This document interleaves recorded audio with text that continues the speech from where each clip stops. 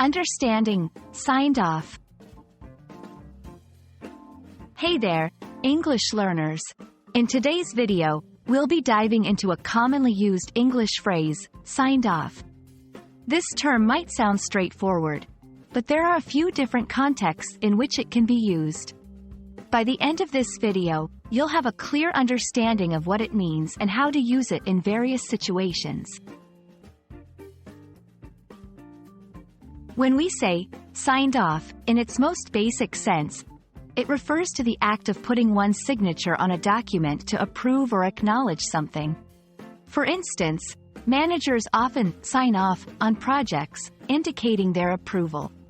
Example: the boss signed off on our proposal, so we can start the project now. In informal situations, signed off can be used metaphorically. It might not involve any actual signing or document. Instead, it refers to giving approval or agreement about something. Example: I've signed off on the idea of hosting the party at our house.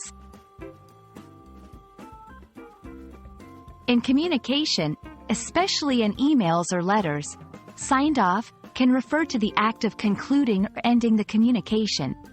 It's similar to saying goodbye. Example: she signed off her email with best regards. Signed off can also refer to someone finishing their work shift or duty. It's often used in professional contexts, such as in hospitals or industries. Example: after a long night shift, the nurse signed off and went home. In a medical setting, if a person is signed off, it means a doctor or medical professional has given them permission to take time off work, usually due to illness or injury. Example: after his surgery, he was signed off from work for 2 weeks. So, there you have it.